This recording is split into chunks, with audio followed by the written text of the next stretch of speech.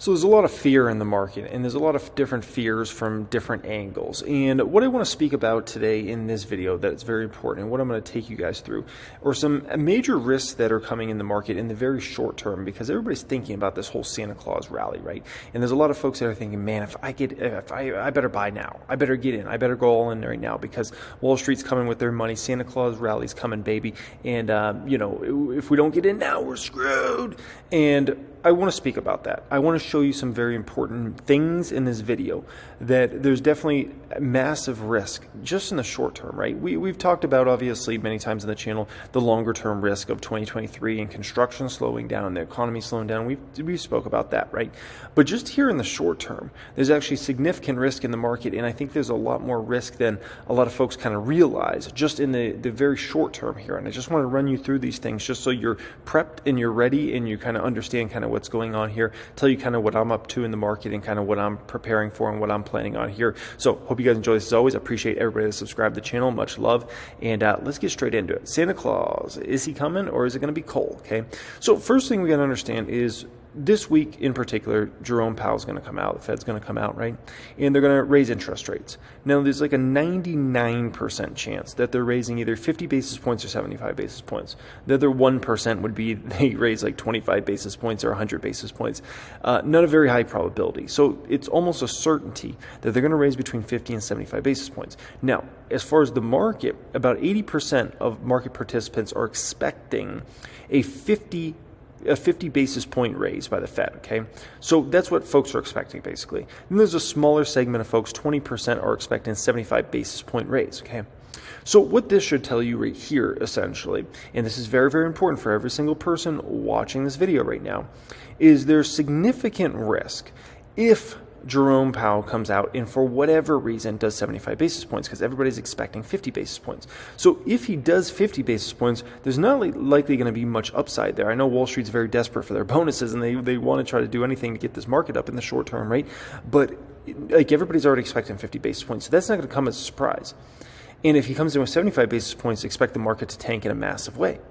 So there's almost a no-win situation here. He comes in with 50 basis points, everybody's expecting that, so okay, whatever. He comes in with 75 basis points and is massive, obviously, downside if that was to happen, right? So that should be something that I think everybody that, is watching this video right now and every market participant thinks about in the short term here, okay? Not only that, but afterward, right, after they announce whatever they're going to go up, if it's 50 basis points or 75 basis points, then Powell's going to come out and talk, right? And other Fed speakers will come out, in the following days. But Powell's going to come out and talk, okay? And one thing I know Jerome Powell's going to come out and do is he's going to definitely try to talk the market down any way possible. Regardless if they do 50 basis points or 75 basis points, he's going to try to scare the market. He does not want the market to go up at all. And if anything, the Fed really wants recession and wants to see unemployment up. And so the Fed's going to try to do everything in their power to not have the market rally and do well, okay? And so he kind of almost, he did slip up a little bit in kind of just leaving the door open to December being a 50 basis point. And obviously the market, some folks got excited about that, right? And now everybody's expecting the 50 basis points. So he's going to, if anything, try to talk the market down a little bit. Usually the Fed, you would think, is usually trying to almost, I don't want to say pump the market, but kind of almost get the market excited, right? It's not currently. If anything, Jerome Powell wants to talk the market down, okay? And so that's a significant risk, even if he comes in with 50 basis points, is talking the market down and scaring everybody, so everybody's, ultimately scared on Wall Street about, how many more times they're going to raise and how much how long they're going to keep rates high for and those sorts of things, okay? Now, next risk is, here in the short term, is obviously with CPI numbers come out, right? And those numbers come out obviously before the Fed is going to raise rates, right? And this is going to matter in a significant way. And if they do 75 or 50 basis points, it will. I can promise you that, okay? And if that number comes in super hot, don't be surprised if they go with that 75 basis points, which only 20% of market participants roughly are expecting now at this point in time. So that's definitely a risk, right? And when you see what happened with the PPI, right, the producer price index, it definitely kind of gives you some pause, right? Because that did come in worse than expected. It came in hotter than expected. And so that's something we all have to look at as market participants and be like, are we feeling that confident about CPI numbers coming down? And if there's one thing we've seen in 2022, right, it's about that dang CPI is a pain in the butt to get down. Okay, and you can see commodities come down, you see many other various things come down, but there's always something, maybe it's rents or used car prices or something, always end up screwing up the numbers, and then they come in worse than expected. And I mean, the amount of times that's happened this year, where it was like, okay, we're gonna finally get this CPI number down, and then it comes in worse than expected. I mean, it seems like it happens every other month practically at this point in time, right? It seems like it's happened many more times and it's come in much better than expected. And so that is something we all have to be very concerned at, especially with PPI kind of come in the way it did. And if that number comes in worse, don't be surprised if the market tanks, because all that's going to mean is the Fed's going to likely raise rates even higher and keep them there for a significant portion of time, because that will mean at that point inflation is even more embedded than folks anticipated, okay? Next thing is, if you look at just market action, and this is very important for everybody watching this video to understand this. If you look at market action, it's extremely weak. And I take you back to Friday, right? Going into the close, what happens? The market just down in almost a straight line. There was no news that broke. There was no like, oh, this happened, that happened. No, it just was pretty much down in a straight line. And it goes to show you how much weakness there is in this market and how quick people are to still sell in this market. Even I know we've had a lot of selling this year, right? But a lot of that was retail driven, in my opinion, and even things like margin calls and de-risking of the market in general. There's still obviously a tremendous amount of money out there, and especially big money in a lot of big companies, right? And they seem very quick to sell. And you see that in a pricing action on a day like Friday, where right before the close, they're like, I don't want to hold over the weekend. Sell, sell, sell, sell, sell. And the market just down in almost a straight line. Like you look at the pricing action, it's almost in a straight line, straight down before the close. People are like, it's too risky of a market. I don't want to hold over the weekend, right? Which goes to show you the mentality, because in obviously a bullish market, you'd almost expect the market to go up before, a Friday, because heck, by the time Monday opens, the futures might be up 2% or something like that, right? And so you better be holding into the weekend. This market, the market action shows you kind of what's going on here, okay? Next significant risk, I think, in the market is if we get some sort of random bad data, okay? And this can come from anywhere, including a company like FedEx, UPS, right? And those numbers can get out there somehow, right? And who knows what if all of a sudden a headline hits that, FedEx numbers are way down, or UPS numbers are way down, or packages or shipments or whatever. It's not looking too good this holiday season, right? And we're getting into that portion of the holiday shopping season where you could get some numbers to start to be leaked or something like that happen, right? And, I got a very interesting comment that I want to show you guys from the video I released earlier, right? In the past 24 hours, essentially, okay? It says, I will say, as a FedEx ground employee with 4 peak seasons of experience, this is the slowest holiday season in a long while. We are dead. We had a good pop around Black Friday, but volume has died back drastically. They're betting on another pop around Christmas, but after that, it's going to be every man and woman for themselves trying to get hours. Full-time people will be lucky to get 33 to 35 hours a week. The company is bracing themselves for volume to disappear. We're cross-training employees in anticipation of people leaving due to lack of hours that they have no intention of replacing them, right? And they have no intention of replacing them. So, I just think, little things like that are important, obviously, out there. And we had the kind of exciting Black Friday, right? It was pretty exciting, and it was like, oh, numbers are up and those sorts of things, right? But it definitely seems like there's kind of been a bit of a lull here. And when you look at the numbers, especially around the low savings rate for Americans right now, that definitely is very concerning. And you do have to wonder how much let's call it runway this holiday shopping season really has, right? Because it takes more than just a good Black Friday or Cyber Monday to complete a successful holiday season. You got to run the whole holiday season. It's got to be super strong. And Is it going to be strong? I don't know. Okay, I'm definitely having some concerns now at this point in time and seeing some of the stuff I am. And so if you get something like that out there, right, you got to understand that's the type of stuff that takes the market down. If it comes in, if there's something, talk to a credible source and it looks like UPS shipments are down big. This type of stuff leaks all the time. And so don't be surprised if something like that were to leak. And if that did happen, do expect downside for the market, because that would mean, oh boy, okay, the recession fears get more real at that point in time, right? Which definitely scares people because we know the Fed's still in aggressive state. And if you're talking about the Fed still in an aggressive state, when you are potentially going into a more realistic recessionary environment, that definitely going to scare the living crap out of people, okay?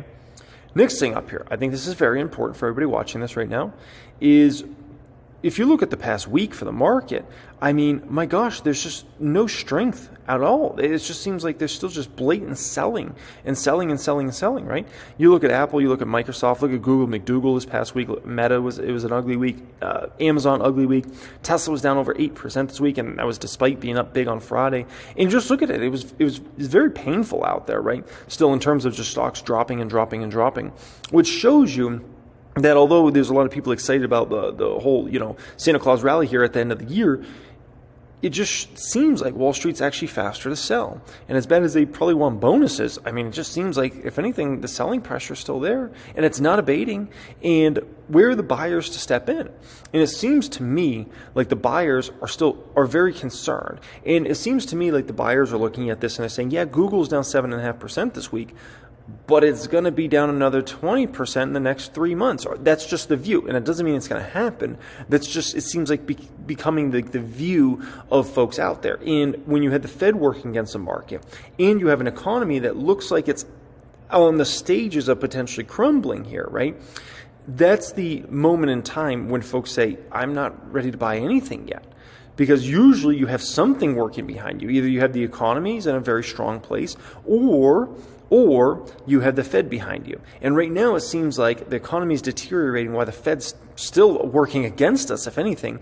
And that gives people, why do I need to buy Tesla when Tesla will be down more in 2 months from now or a month from now, right? And that's just a view. That's just the view of Wall Street right now. And it's clear in the pricing action. It doesn't take a rocket scientist to figure this out, right? It's clear in the pricing action what's going on out there and how Wall Street's really feeling about this, right? Now, if there is any sort of bounce here over the next few weeks, I honestly think it's only going to be because Wall Street controls all the money and they're going to try to get some sort of bonuses here at the end of the year, because it has been a rough year for bonuses out there. But with all the questions, that are really out there, I don't even know if they're going to be able to push this baby up, to be quite frank. I really don't. But if they do, believe me, it's only a short-term little pop because they want those bonuses, and it's been a rough one, okay? Now, as far as me, I'm chilling right now. I'm completely chill in the market, and I'm looking to get back out there in the first quarter of 2023, okay? And for me, it's not uncommon for me not to be a buyer in the month of December. Many times, I'll chill back. Even in November and especially December, I'll chill back in the market, kind of use it as a time to either cash up or just kind of watch things play out. And I'm doing a lot of research right now, and that's where I'm spending a great deal of my time right now, is really researching in depth and trying to formulate and figure out what are going to be my biggest investments for 2023. What's that group of 2023 look like? And I'm going to share those stocks with you in just a moment. But I even feel like, what do I have to go buy stocks right now for? When we know the two biggest things that you need for the stock market to go up are working against you moving forward. One's the economy. It's not going to get better. It's only going to get worse, right? And the second's the Fed. And they're only working against us in that they're going to work against us for a minimum of the next 6 months, but it's a possibility it could be longer than that, right? It's really going to be dependent upon how long the economy can hold on for. Picture the economy is like holding a rope, right? And it's like, how long can they hold for before they drop down? And I think that's the biggest question out there right now that I think everybody's looking at, and I'm looking at myself. And so it's a very different time. There's zero FOMO in this market, and as there should be. When you got the Fed working against the market and going to continue to in a massive way, and you have the economy looking like it's just starting to crack. We're still at the early innings of that. It's just starting to crack in terms of the economy. That's why there's not really a rush, right? And so I'm looking to get back out there, and I'll buy stocks, but first quarter of 2023, okay? Now, here's some of the stocks I'm looking at to likely buy in the first quarter of 2023, right? And, you'll notice kind of a trend here, right? Foot Locker, AMD, Revolve, Amazon, Target, Google, McDougal, Adobe, Meta, and Salesforce. Now, Salesforce, I do not have a position in. Adobe, I just started a baby position in that one, I put like 2K in it so far. So that's one I have to build out. Amazon's a very small position for me right now. Google McDougal's a very small position for me right now. Target's a very small position for me right now. AMD is not a position right now. So we likely got a few new buys coming in here, as well as some old buys, but building them into much bigger positions. Let's just call it that, because they're kind of baby positions. And the name of the game for me is, one, I want these beaten down dogs, right? Which all these are beaten down dogs. And I wouldn't be surprised if they get beaten down quite a bit more here over, let's just call this next bit of time here, okay? They all have, I would say almost all of them have great balance sheets. Almost all of them have great balance sheets. They're all profit machine companies, cash flow machine companies, net income machine companies. I like the long-term prospects of all the companies, solid proven business models here. But the biggest thing I'm trying to figure out is, where do I deploy capital the most, the heaviest, right? And that's a tough question for all of us investors that we have to figure out in a downtrending market. It's the toughest question we have to figure out is, do we buy this stock over this stock? How much do we deploy? Because we all have a finite amount of money. I don't care how rich or how poor you are. We all have a finite amount of money. I don't care if you're Warren Buffett. Warren Buffett has a finite amount of money. There's nobody that has infinite money, right? And so when you have a finite amount of money, you have to figure out, okay, where's my best opportunities? Because all those stocks I just showed you, I think they're all great opportunities. And there's a list so big I can make right now of great stocks that are trading at huge discounts that I think are great buys for the next 3 to 5 years. But it's about deploying capital as wisely as possible, right? And doing in the ones that have the best risk-reward profiles. And so that's what I'm working on. That's what I'm focused on, rather than being out there just buying blindly right now. I'm really trying to set things up and really try to figure out, okay, what's my number one stock I should be buying in the first quarter of 2023 versus number 2 versus number 3. How do I deploy that capital out, right? And do it in an efficient way. That's the best way I can possibly do it. So that's where I'm spending my time right now. It's a lot of study. It's a lot of focus. There's been a lot of investor conferences that have happened over this past couple of weeks that I think are definitely worth listening to. A ton of my companies in particular, and obviously earnings calls. It's good to sometimes listen to those 2 or 3 times. It really is. Okay, so that's where I'm spending my time right now. And anyways, hope you guys enjoyed this video. As always, appreciate everybody joining me, and thought this was an important subject to address in this video here today. Much love, and have a great day.